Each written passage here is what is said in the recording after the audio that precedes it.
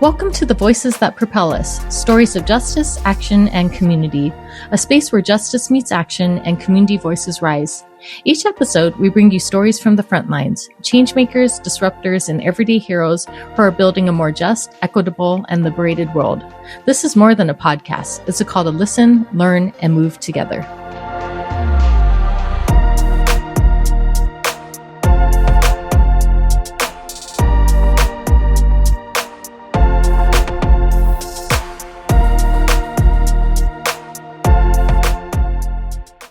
You were just listening to music from the incredibly talented Stephen Kong. You can find him on Spotify and Bandcamp. Today's guest is Grand Agent, a Philadelphia hip-hop pioneer, political recording artist, independent music veteran, and community organizer. Throughout a career spanning decades, he's built a reputation for thought-provoking lyrics, creative independence, and using music as a platform for truth and social change. After returning to Philadelphia in 2020, Grand Agent turned his focus toward addressing the city's gun violence crisis by founding Peace Patrol, a flagship violence interruption initiative under Philly Truce that brings together culture, community engagement, and grassroots organizing. Today, he continues to record and tour while challenging the hip-hop generation to harness its cultural influence for lasting political, economic, and community impact. Well, hello. Thank you so much for taking the time to share this platform with me. I'm really excited and really grateful for our conversation today, and I'm excited to learn more about your journey and your experiences. But how are you doing today? I'm good, Denise. Thanks for having me, and I'm looking forward to it as well. Thank you. Yeah, no, thank you. And I really love how you blend music with activism, and I just can't wait to learn more from you today. So just starting off, for those who may be discovering your work for the first time, who is Grand Agent beyond titles and accomplishments? Well, I'm from Philadelphia, and I grew up in the, late 80s and into the 90s as hip-hop was becoming a global force. And, I just took to it at an early age. And I think from around age 11, I really had the concept that records, and I say that different from music, but actually making and putting out records was a great way to have some sense of narrative control and narrative influence. And I don't know how or why I thought that at 11 years old, but I just thought wow, this is a great platform. And I think I thought that in contrast to what was huge at the time as pop culture was like Michael Jackson. And you could automatically see a difference between how clearly a message could be delivered when rapped versus when sung. You know what I mean? Right. And I think something about that just landed in my heart and mind as a kid. So, that's really wonderful. Yeah, so that's kind of how I got on the path to becoming who I am today. Yeah, that's wonderful. Thank you for the introduction. And I love to talk with you more about that. I love how you made those connections when you're just 11. But when did you realize that it would become more than just music for you? When did you make that connection between like social justice and activism? So I think, again, the music I grew up on, the Public Enemy, the Rakim, Big Daddy Kane, acts and artists that were very much about what was just generically called knowledge of self. And there was also a very strong community building origin story of hip hop, coming out of the Bronx as a alternative to gang violence. Hey, let's express ourselves creatively. Let's battle as dancers. Let's battle as rappers. Let's battle as MCs. And so I always carried that with me in the songs that I wrote. And there was always this thread of, social justice has become a little bit generic, but I'll just say of equality, right? Of equality coming from the African-American community in the United States. We all know what that comes from and what that's about. So the themes of equality and of our responsibility to become more psychologically adept at navigating our situation, those themes are always in my music. And I think what happened is that after time of, writing songs like that, putting them out in the world, performing them year in, year out, decade in, decade out. It just became a natural extension of who I am to come into the world and actually do these things materially, right? So I think I kind of wrote myself into a situation where there was nothing left to do but to take some action myself. And that really happened unconsciously. I grew up in Philadelphia, as I said. I had lived a few other places. And then 2020, I started, visiting home a little bit more regularly as I was living in the New York area. And it was closer than I had been in a while. And just on one of those visits, I ran into a high school classmate, and we started talking about the conditions at the time, which was we were nearing 500 homicides in the city of Philadelphia. It was the end of, it was October of 2020. And that led to like a flashback to when we were in 10th grade. It was 1990, and we had also had eclipsed 500 homicides. And I just thought, wow, like how can we be here again? And the fact that we were and now we're adults and not 15, 16-year-old kids, we just felt like, well, there must be something we could do. And it kind of just went from there. Right. Thank you for sharing that. And, I know that you talked about like just your experiences in Philadelphia, around that time. But, I'd love to talk with you about that more. So growing up in Philadelphia, what experience most shaped your worldview? Even when you were younger. So, again, a lot of those early rap records, maybe not shaped my worldview, but they shaped my view of how I could have a voice. Right. So what shaped my worldview? That's a great question. Philadelphia is a very black city, right? It's about 40% African American, right? I'm imagining it's been that way. It was that way when I was a kid as well. So very large African American community. I think at that time in 1985, we had the first African American mayor come into office. But then we also had a very dramatic confrontation between that administration and a revolutionary group called MOVE. There was actually a bombing in the city of Philadelphia in 1985. And so, also a lot of working class Philadelphians, not just African Americans, due to just the hard edge and the level of poverty. There's a very fine line between, the working class and the criminal class, and a lot of people, walk both sides of that because they deem it and feel there are no other alternatives to survival. Right. So a lot of that shaped my worldview. Having relatives suffer from addiction, having relatives incarcerated for extended periods of time, having a situation like, a black mayor being at the helm when a black activist group is bombed out of their home. Like all of these things definitely shaped my worldview for sure, or my view, particularly as a African American male and one who really had questions for, is this exactly how we should be conducting ourselves, right? Both within the community and then outside toward the community. So all of those things, and then many others, I'm sure, played a part. And then one of the last thing I'll say that I think gave me an interesting contrasting point of view. There used to be a school here, not in Philadelphia, but in the state of Pennsylvania, that was it was a boarding school that was 100% free for any if your parent had been a veteran, right? Okay. Right.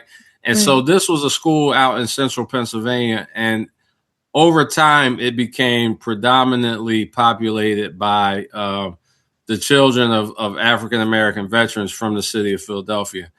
And Mm-hmm. for a time, I was one of those kids. And so, I had that experience of, living outside of Philadelphia and then coming back into Philadelphia and really being able to compare and contrast quality of life in other settings, and I went on to have experiences like that, living in Los Angeles, living in Europe, visiting Asia, and just Mm-hmm. seeing like, wow, okay, there is a unique, and every place I imagine has it, but there's a very unique and pointed degree of dysfunction in how Mm-hmm. Philadelphia is ran.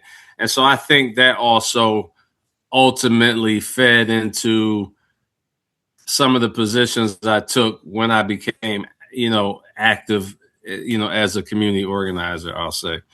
Right. Thank you for Yeah. sharing that. I love that. And, I know that you talked about this a little before, but I'd love to further explore with you. So, who are some of your earlier influences, both musically as well as politically?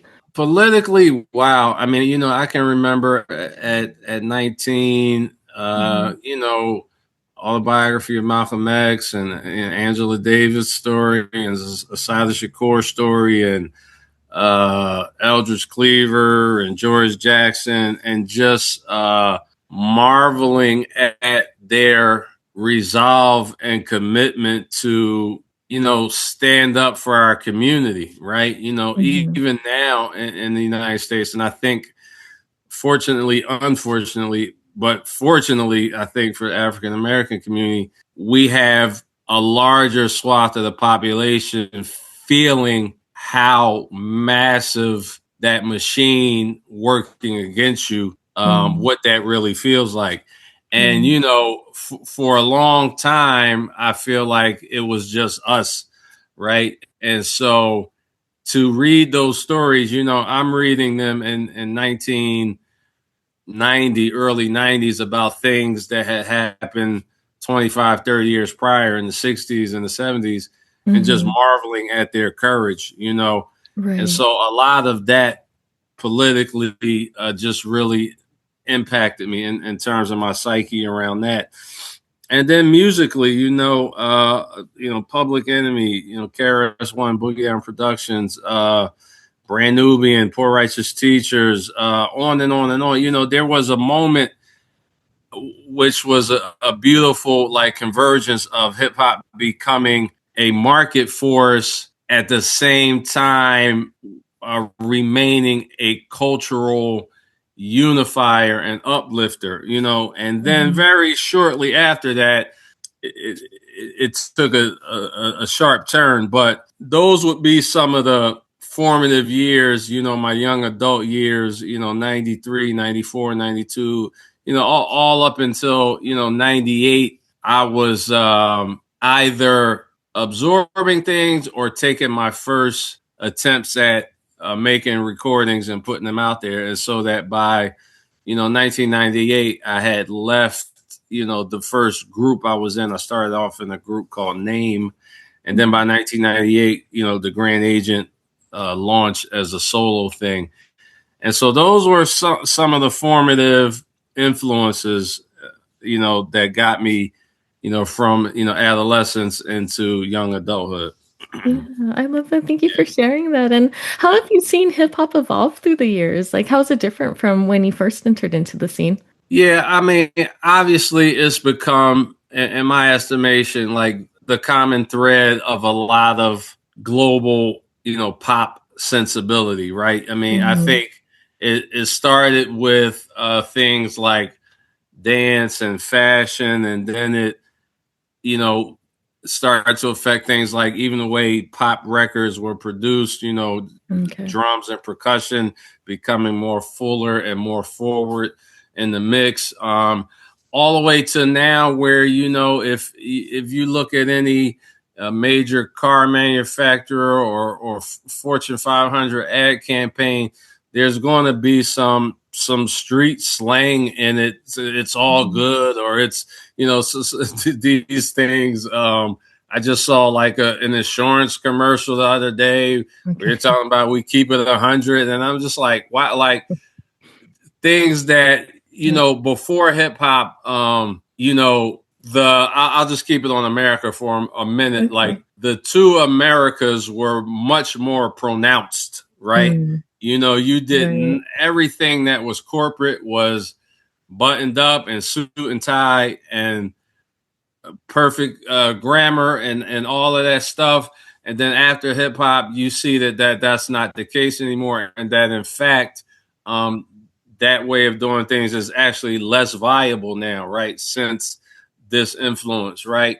And while we still, we have the two and, maybe 3 and 4 Americas now, we do ironically have a common sensibility that actually is hip hop.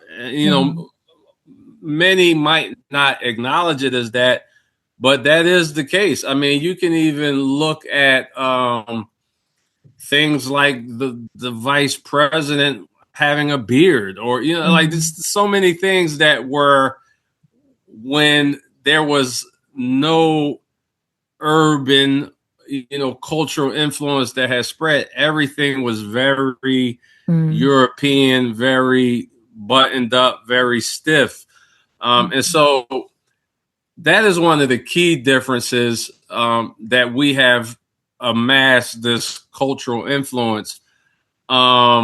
But it has come at a cost and it has come at a price. And I think one of the most troubling is that, in the last question, I talked about things taking a turn. Right. And one of the turns it took was that as hip hop became more viable as a market force, there was much more marketing dollars put behind those narratives and images that really continued a narrative of the Black male as aggressive, violent, self-destructive. And so we lost a great deal in that sense, in terms of self-image, self-worth, and then again having a narrative, kind of a good, healthy narrative, hijacked and then kind of retold to us as something that has been going on since slavery. You know what I mean? So that's kind of how I see the arc of hip hop's evolution. With a little devolution involved. You know what I mean? Right. Thank you for sharing that. And, you've been known for political and conscious rap. So why has speaking truth through music remained so important to you? I mean, I think it's just part of my character. I think it's just part of my personality. I think, every once in a while, I will have, go on a divergent path and maybe do something a little more, profane or vulgar. But it's like I have that in me too, right? I mean, I come from these communities. I have these experiences. I have this history. I have this frustration.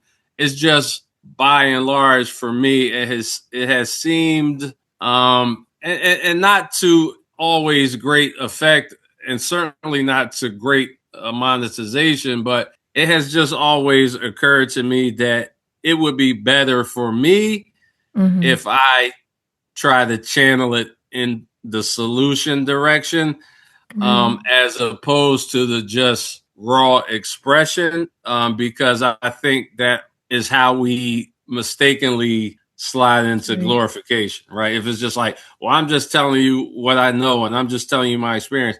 And there's a great value in that, and there's an even greater market for that. But I think that is primarily because it reinforces certain narratives. Even as me as a co-founder and the one-time executive director of a nonprofit, I walk into a room and I'm not expected to have intelligence solutions, or I'm not expected to be able to pull out some data and reference it, and let that inform my discuss. Those are just not the standard expectations of an African American male in the United States. And so for me to not use something as great a platform as making a recording, putting it out there, promoting, going and stand on stage and performing in front of thousands of people, to not use that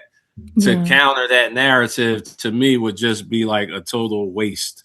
So that's why I kind of stay in the lane that I am in. It's nothing that I'm trying to be noble or heroic. It's just how it occurs to me to be the best use of the opportunity. You know what I mean? Right. Yeah, thank you for sharing that. And as you're talking, it actually reminds me of a recent conversation that I had with another guest. So, in our conversation we were talking about like authenticity. So I'm just curious about you too. Like, how do you just ensure that you keep authentic to yourself while you're creating your art, while also like getting across the message that you want and inspiring action and awareness? So yeah, I was just wondering like how do you keep authentic while, as you were saying that you have to like do fit the certain mold sometimes too, but how do you not lose yourself in those spaces? That's a great question. And I'll just say kind of, explain my process, and hopefully the answer will come out in there, because I don't know that I can say,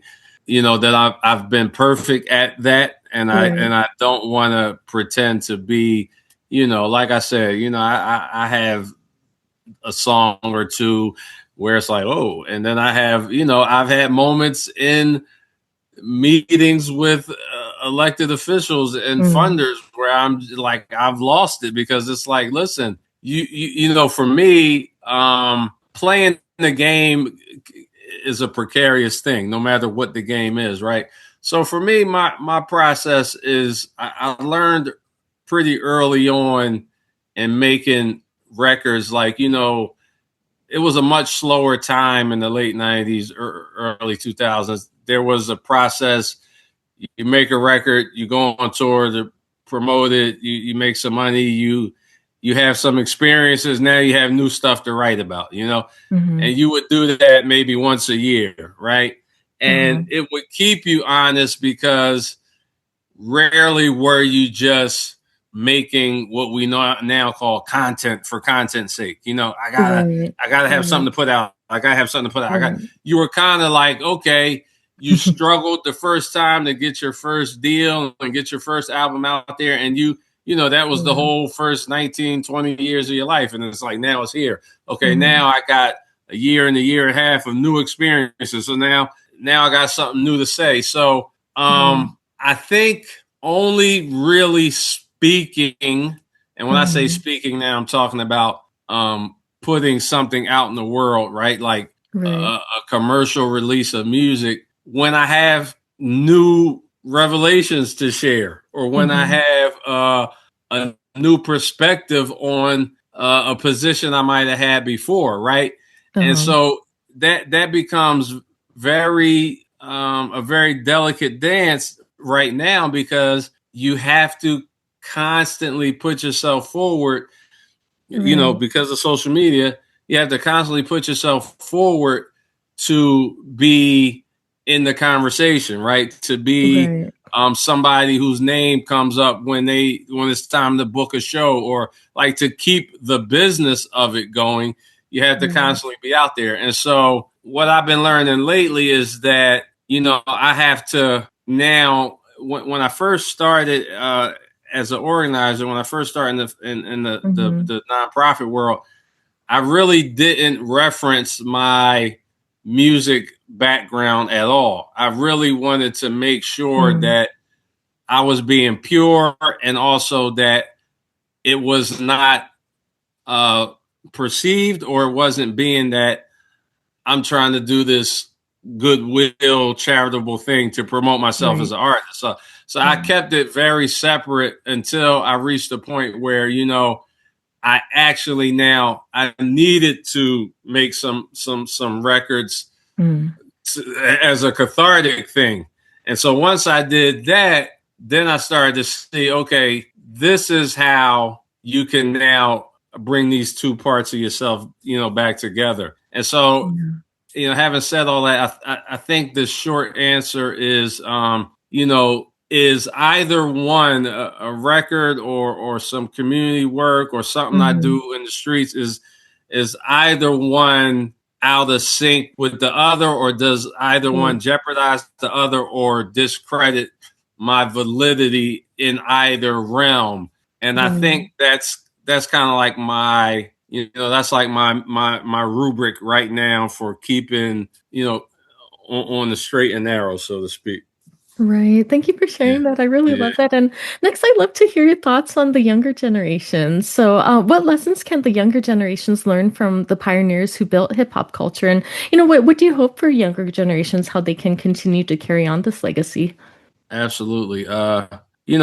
Consolidating the power of hip hop. This is a thing, a conversation I started on my Instagram page. And to be honest, people didn't tap in or latch onto it to the degree that I would hope. But what I've also learned is that you sometimes you just plant seeds, and someone else may have to come along and water it, and so that is kind of my hope for the future, right? And so what I would say first, what I believe young people can and should learn is the origin story, right? Because the origin story is that there was a scourge of violence and a lack of opportunity and resources, in the Bronx, New York at the time. And some people from the community found ways to take what they had, what little they had, and find ways and outlets so that the youth would not be essentially terrorizing and harming one another. And so that origin story is powerful for a number of reasons. It lets you see that if you are, repeatedly, or if you've built a career on a brand of music that is, uber violent, uber, is over sexualized, is over materialized, that actually you kind of in conflict with the ethos of what this was founded on, right? With peace, love, unity, having fun. And it's not that it's wrong or that you can fault anyone for taking advantage of the commercial opportunities. But I think a part of what is always at play when the community breaks down and is able to be exploited from without is that there is lack of what those guys that I grew up on always stress: knowledge of self, right? What is, and the knowledge of self is, what is my makeup? What is my family's makeup? What is my community's makeup? What have we been through? What problems have we solved collectively? And when you know those things, it becomes a little bit easier to identify, hey, this could be problematic for us, and steer clear of it. I think sadly, we've been bought out, right? We have been bought out, right? And we've been bought out in a way and to a degree that, prior, movements that, rock and roll, for example, started in the Black community. I mean, if you think about a rock band right now, your mind fills up with white guys, right? I mean, it's just the evolution that it has taken. And so we have to be careful that we as a community are aware of these types of things so that we can inoculate ourselves against them and prepare for them. And the last thing I'll say is that, fortunately for hip hop, we have seen some evolution in that, relationship between, our culture just being commodified, and that, many artists have come out of it and own, the rights to their catalog, or have become multimillionaires, or have the ability to do things that prior generation of artists probably could have only dreamed of. And because we have multiples of that, under this hip hop umbrella, I think we really need to be thinking about consolidating that power, because what that will do for us, it will it will inoculate us against, future iterations of the same cycle of we create something, somebody else looks, commodifies it, and makes the lion's share of the profit. And we kind of like, wow, what happened, right? Because that happened with hip hop too, but we have escaped with some wealth. We have escaped with some means and resources by which we can certainly build something for future generations. So, I kind of think that's where we are. You see movements with younger artists. There's a guy D1 being very intentional about messaging and actually confronting some of the older artists. You have a movement now called F the Streets, which was some very street oriented artists are now trying to make a distinction between, what did I learn in my impoverished condition that was helpful, and what did I learn that was harmful, and trying to discern from the two and be more proactive about promoting those things that can actually build community and foster better self-image, self-worth in generations coming behind us. So, it's a big sprawling thing. There's a lot of work to do, but I think as a thought leader, quote unquote, as someone who tries to push the envelope on what we should be doing, or at least should be thinking about, those are the kind of seeds that I want to plant. Because lastly, one of the unintended consequences of hip hop becoming this mainstream global force is that it has done some of the legwork of, breaking down some racial barriers, right? It has done a lot of that. I don't know if we can say a lot. It has done a great deal of work in that way, such that if we were to put forth an agenda as the hip hop community or the hip hop nation, you would see a lot more than just African Americans and Latinos showing up and saying, well, hey, I identify as part of that. And that would be a great head start on healing some of the other things that, the more elite and the more political class are able to keep manipulating those differences, right? So that's kind of where I feel like I would like to see things headed. Yeah, thank you for sharing that, and I'd love to talk with you more about that. So, as America just had its 250th anniversary, what role do you believe that the hip hop generation, should play in shaping the country's future? Absolutely. All the things I just said. And I think, when I think about the power to move people, right? Many of the established legends, you're talking about, one of the benefits of social media, right? You're talking about somebody like a Snoop or Will Smith, with 67, 87 million followers on Instagram, things like that, right? So you imagine you have a kind of council of the most influential, the most powerful figures from this world. If we could get them aligned on a message of, let's say we picked one issue, that we all know, they may not be affected by it, but they certainly know that their followers are, right? It could be affordability. It could be, immigration is a little bit more of a sprawling issue, but there are economic factors that that type of followership brought together by a single message shared by some of these top guys, right? We could most certainly move the needle. I mean, you see it now in reverse, because you see the disappointment and the pushback against Jay-Z going and doing this thing with Target, because everybody felt like, wow, we actually made some progress with Target, and you undermined it, right? So now you just imagine the reverse, right? If 10 of these guys said, you know what, we're going to not do this, and this for 1 week because we know that if we do that, we will be able to force, X, Y, and Z corporation or X, Y, and Z elected official to do X, Y, and Z thing. You can't tell me that it wouldn't be effective. And so I think those are the types of things that we have to start to seriously contemplate and plan for and execute. Because the very fact of who the president is really should tell everybody that we are in one great big popularity contest at this point.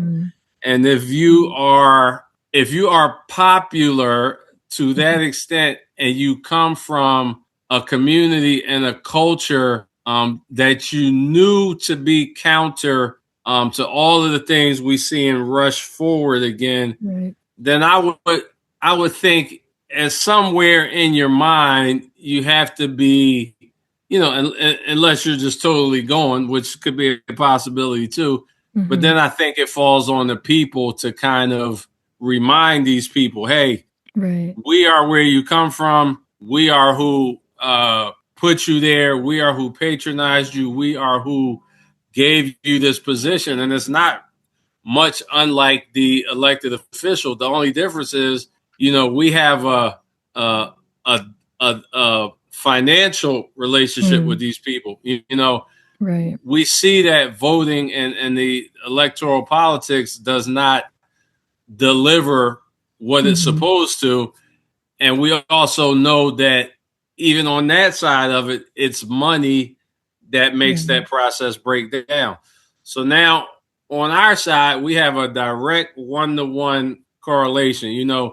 We put you there with our dollars. We support you with our energy, and we should be able to ask something of you or make demands of you. And, again, it's going to take, it's going to take more than, grand agent saying it but I just kind of accept my role as, I may just be the seed planter. And as long as it gets out there, as it gets said, it's out there, Yeah, I love that. Thank you for sharing that. And next, I'd love to talk with you about Peace Patrol. So can you please tell us about Peace Patrol? What is it and what need is it addressing? Sure. So, as I stated when in 2020, this friend of mine and myself, his name is Steve Pickens, if I haven't said it, we just challenged ourselves to find something we could do.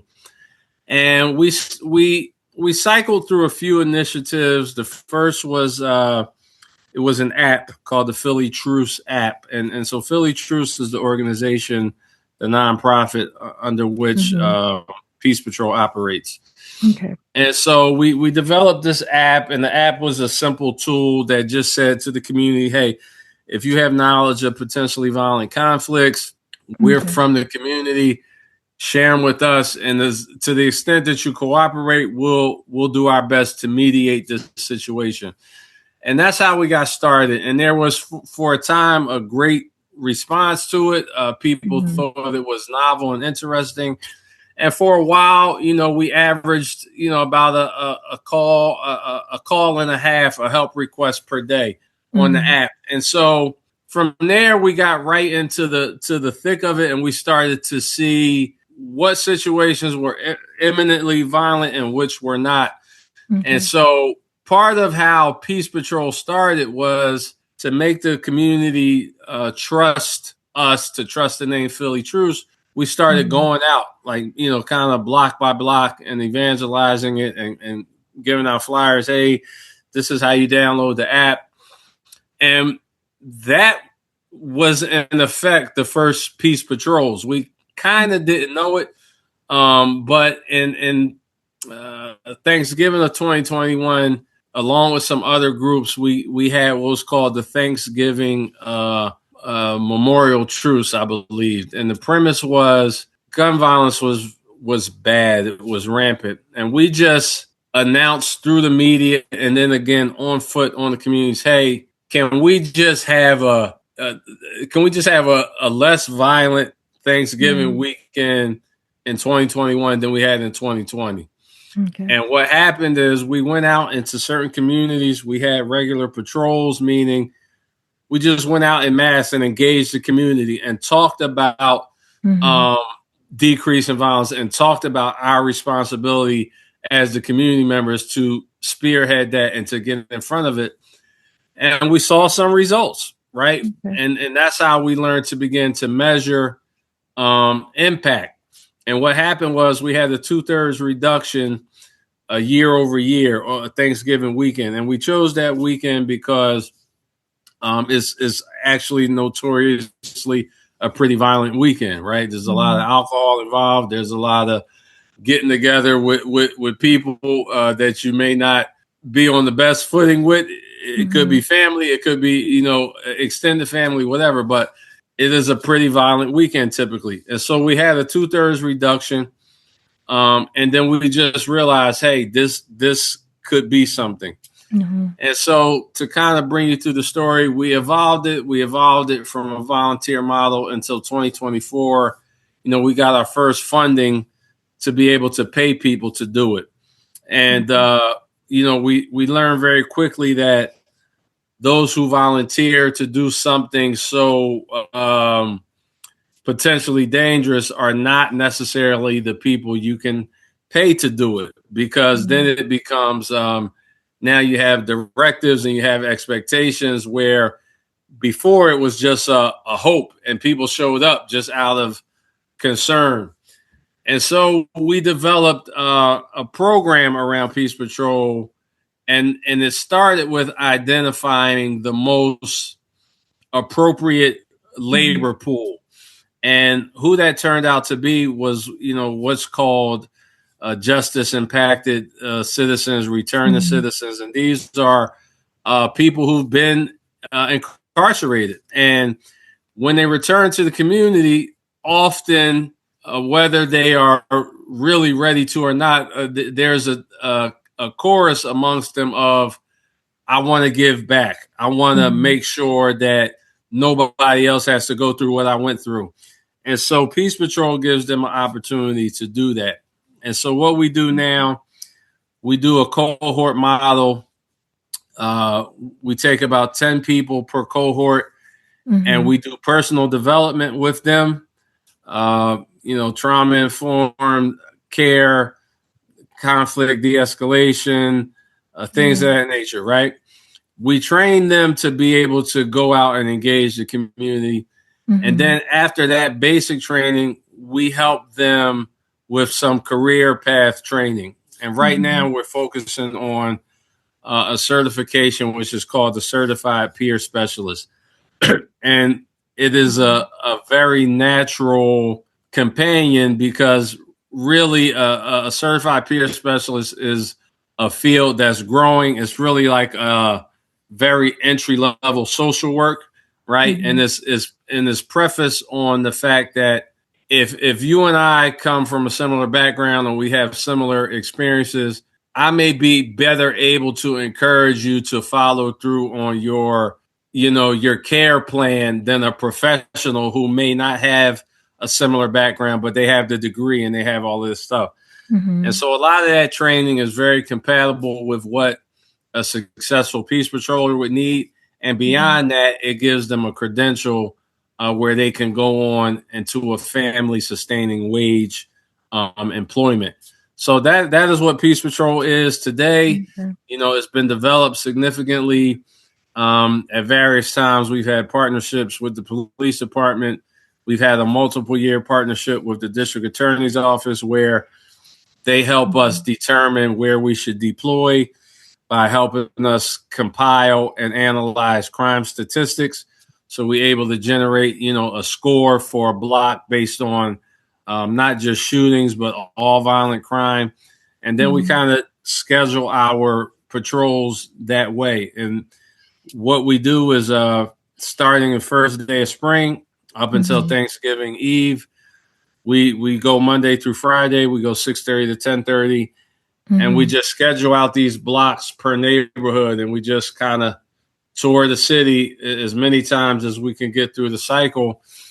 And we set up a base, what we call a base. It's essentially a tent and a table, something you would see like at a trade show, basically, right?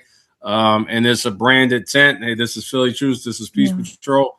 And we just set up on those blocks that are identified as being, impacted by violence. And we do hourly patrols of about 45 minutes. And we go in each direction from the tent. And so we cover, a good area of that neighborhood every night. And we just simply engage the community. Hey, this is Peace Patrol. We're just out here trying to make sure everybody is safe. We don't want to see anybody go to the hospital, go to jail. And people think you would need to be armed or you would need to be all these things to do that. And actually, you really don't. You just need to explain who you are and why you're there. And the response has been tremendous. I love that. You do such beautiful work, both with your music as well as community work. But, with this, what kind of hopes and visions do you have for our communities? Like, what would you love to see our communities look like in the future? Absolutely. So for Peace Patrol, the vision is that, one, it becomes its own job, meaning, we need to just figure out the finances to make it its own career path, because often we find when it's time for folks to move on, they don't really want to. They want to keep doing it. That's number one. And then number two, we just have scratched the surface of meeting the need. I think right now our schedule has maybe, I want to say 100, 115 blocks in it, but we've never had more than one or two teams at a time. So that means we're going block by block over 100 blocks. So we need multiple teams doing this, right? And so that's my vision for community safety, that it will first and foremost always be the community. And for me, I do believe strongly that it should be the men. And I say that because, part of one of the most critical breakdowns in the challenges the African American community faces is that the male has been very particularly painted in such a way as to be inadequate in their roles as provider and protector. And this work, it counters that psychology for the person participating, for the observer. It does so much, and it lets the community see that actually, no, we are here, we are present, and we are willing to be present in this way. And what it is called is community-led visible deterrence. So that as a basic safety model in our communities is what I envision. So more and more of that. And what we learned, as I said earlier, is that the volunteers were my age and older, typically. So they had come from an era or a generation where the men in the community took that role, and somehow we've lost that. And the sad but okay part is that really what we're doing is paying people to do things we used to do. And when you think about where capitalism has brought us, it's like we also as consumers have been forced to kind of do things that we used to pay for. I mean, when you think about self-checkout, or when you think about how much of your utility, your customer service experience, you have to navigate yourself, right? So is very is very in line with the way this global economy and this digital way of doing business has moved us. It's like we get less for what we pay for, right? We pay more and we get less. And so like the community correlation to that is like we have to pay for what we used to get for free. Right. It's like that. It's crazy. It's Yeah. sad, but it is true. And Yeah. that's ultimately what Peace Patrol is doing. We're Okay. paying for us to do what we used Yeah. to do for free. Yeah, I love that. Yeah. Thank you for sharing. And, Yeah. thank you so much for your time today. I had such a wonderful time talking with you. I've learned so Thank much you, from you. Denise. And yeah, and just as we're wrapping up, I'd love to hear from you. If you could leave our listeners with one message about culture, community, and the future that we're building together, what would it be? At the risk of sounding over simple, Mm-hmm. we have to be we gotta spread more love. We got Yeah. I hate to sound corny and cheesy, but let me talk about some ways that we could practically do that. Mm-hmm. We have to allow ourselves to be, number one, wrong, right? We got to be Right. okay being wrong, because as we look for solutions, we find many times we have to pivot because Mm-hmm. our assumption was not accurate, right? So we have to listen to our hearts. Mm-hmm. We have to let it guide us in the thing that where we think we can apply our gifts and talents and our Yeah. expertise to be a solution to something. Mm-hmm. And we gotta do that. And then when we do that is when we have to be okay with being wrong, because it's going to be a refinement process. And when we go out and make ourselves available, and once we okay with being wrong and allowing refinement and better ways of doing what we do, Mm-hmm. then we have to make sure that we driven by love. Like we Yeah. not going to be able to change circumstances without changing hearts and minds, and we can't change Yeah. hearts and minds by browbeating and by force, Yeah. right? And not even by violence. I mean, you can change your heart and mind by violence. You can make it colder, Mm-hmm. right, and less cooperative, but you can't do any of this without love. So Yeah. that would kind of be my message. I don't want to say something as simple as spread love, but I Mm-hmm. want to kind of Mm-hmm. give a little bit of a prescription that I've learned in my experience. Um, I have many ideas that I think are great ideas, and some of them remain to be after the fact, but they go through many iterations. Mm-hmm. They metamorphosize many times. And all of that is what happens when you go out and make yourself vulnerable and say, I think we could do something about this, right? Yeah. And once you do that, everybody else who been thinking it but maybe was just not willing to say, I think we, then you'll start getting all the other opinions, and you have to hear them, and you Mm-hmm. have to discern and suss them out, because when you open your mouth and when you put that foot forward, you're going to get every opinion, Yeah. right? But you have to also kind of come back to, well, I've heard everything. I see who of the many who said something have put action behind it, and now I make this determination, and we're going to go forward like this. And all Yeah. of that is just one step. And then you Right. do that again and again and again and again, Yeah. and things change, Yeah. right?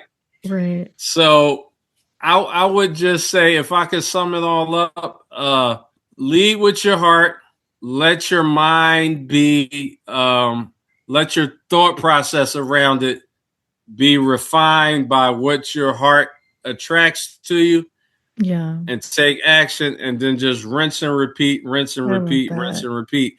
And also, if at any point you feel like, hey, I can't do this no more, Mm-hmm.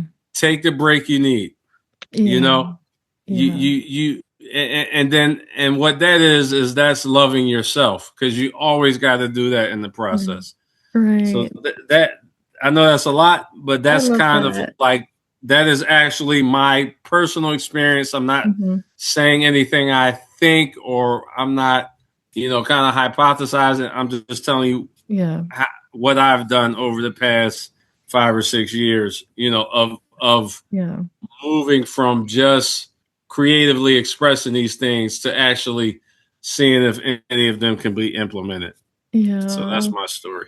Thank you so much for sharing. I love that. That's such a beautiful note to end on. And, Yeah. thank you again. But just lastly, how can people find you if they'd like to connect with you or learn more about your work? Absolutely. So all the music is on all of the streaming platforms under Grand Agent. Mhm. Please follow me on Instagram at Grand Agent. And Philly Truce is at phillytruce.com. That's TRUCE.com. And you can also follow Philly Truce on Instagram. And yeah, I'm always looking for collaborators and Mhm. people who know more than me and can help refine our approaches and Yeah. get further down the road. So Okay. that's what it is. So thank you, Denise. I really enjoyed Yeah. this. Thank you. Thank you. I really enjoyed this too. And again, as I mentioned to you, you're doing such wonderful work. I wish you all the best moving forward. And I, truly hope that we can stay connected. Like you were saying, and I think we just need to work together and spread more love. But yeah, I hope Yeah. that you have a great rest of your day. And yeah, I hope to stay connected with you. Likewise. Thank you, Denise. Okay, you're welcome. All Take right. care. Okay, Take bye. care. Bye.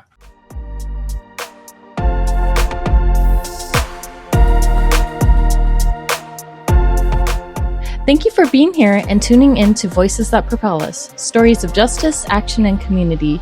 Your presence in this movement matters. If today's conversation moved you, share it, talk about it, and keep the work going. Together, we're not just imagining change, we're making it. Until next time, stay bold, stay grounded, and stay in the fight.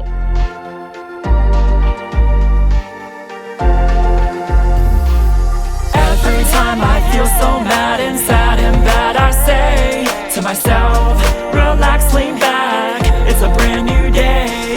And every time I feel so down that a frown is all that's on my face, I remind myself